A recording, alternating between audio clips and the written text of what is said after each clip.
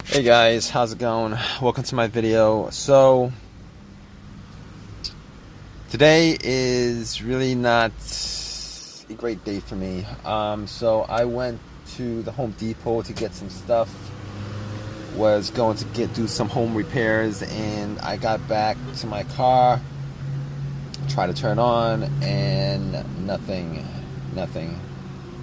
So basically, I am trying to figure out what the issue is. It won't crank. I don't hear anything. I turn it on. Everything seems to work fine. Everything seems to work exactly the way it's supposed to work, except my car won't turn over. And I've tried trying to turn my car over, trying to turn on for the last 30 minutes now. I've tried it 15 times. It won't do it. Now, I will say that this is not the first time that this has happened. At least once a month for the last couple of months, I've had this issue where I've turned the key and all I get is nothing, but then I do it about 2 to 3 times and it starts right up again. But this time I do it and nothing happens. And I've done it 15 times already. And at this point, I'm going to stop trying to turn it over. Well, at this point, I'm just troubleshooting at this point because nothing is, it's not working. It's not working, all right? It used to just turn on after second or third crank up, and now it's doing nothing. So basically, I thought it may have been a dead battery or whatever, a weak battery. I was at the Home Depot for maybe like, at most, maybe like 30, 40 minutes. It's daytime. I didn't leave the lights on, but just to be sure, I went out to check on the headlights, see if, the beams were shining bright, and it's kind of hard to tell because it's sunny out, but, the beams were pretty obviously high, they work. So, trying to figure out what the issue is. It's not the alternator. I know it's not the alternator because my car wasn't on when it died out. So normally the alternator, is the issue if your car dies out when it's on. So my car was completely off. Went back to my car, tried to turn it on, nothing happened. So basically, all the lights work. All the lights on the dash work, not a problem. All my features work. The radio works. The blower motor works. USB ports and everything works. Nothing is out of the ordinary there. But I'm in my car and I just hear a click. I just hear a click when I try to turn it on, and every time I try to turn it on, it's like a click, and it kind of sucks. So it's not the alternator. Now, I did have somebody try to jump the car, I'm completely sure it's not the alternator or the battery at this point because the guy, had it on for about a minute and a half, a minute, 2 minutes, or whatever it is. But if at that point, if the battery was dead or drained, you probably would hear like a slow crank, but I don't hear a slow crank at all. Nothing. It's the same thing. Click, click, click. So at that point, I know the battery is not the battery because I changed the battery maybe like, I changed the battery about a year and a half ago. So these batteries should last about at least 4 years. I've had batteries last like 5 years or whatever, but it's not the battery, I know for sure. It's not the alternator, I know for sure, because the test for that is turn the car on, the alternator works, you take the cables off, and then alternator dies out. So it's the alternator in that case because the alternator is not charging the system. So then I'm saying to myself, it's the starter. The weird part about this situation is the starter. I've had the starter changed out like about a year and a half ago. and I haven't put that many miles on my car relative to the age of the starter. You know, it's a rebuilt starter that I put in. I got it from AutoZone, and it was installed. I have like 25,000 miles on it. I mean, this starter should last over 100,000, 125, 150,000 miles, or how many times I start the car. But at this point, I don't think it's anything else besides starter, because I was thinking maybe it was the fuse. I was thinking maybe it was the fuse, or maybe it was the relay, but I don't. It's neither the fuse nor the relay.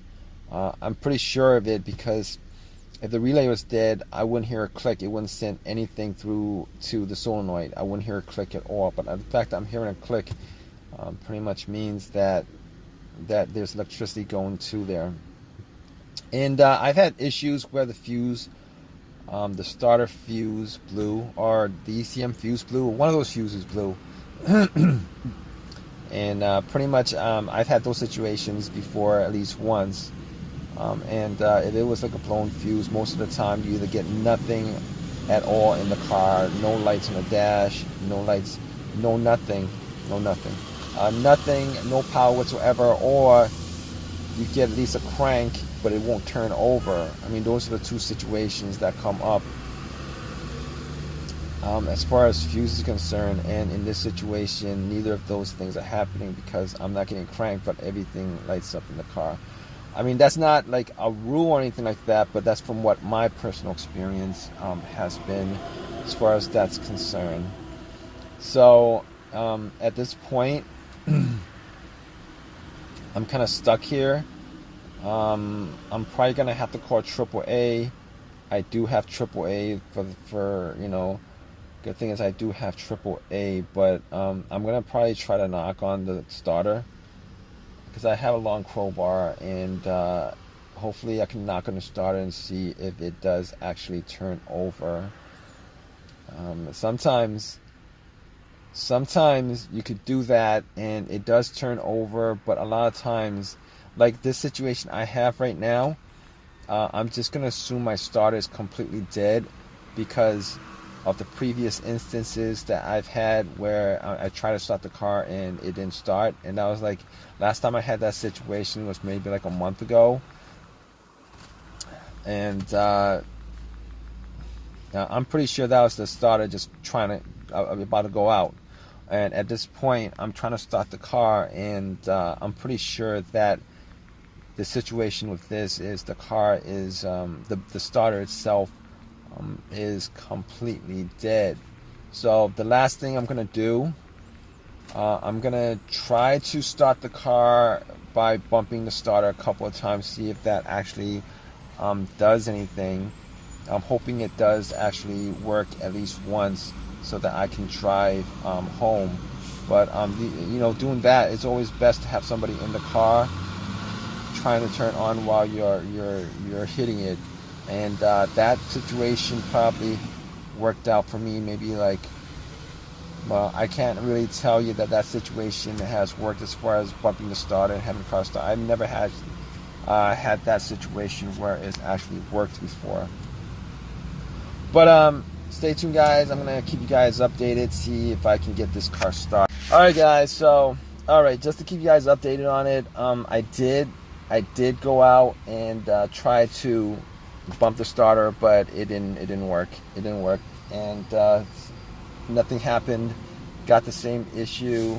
So I did have to call the AAA. It took them about an hour to get to me, towed the car. I wasted about 2.5-3 hours because of that.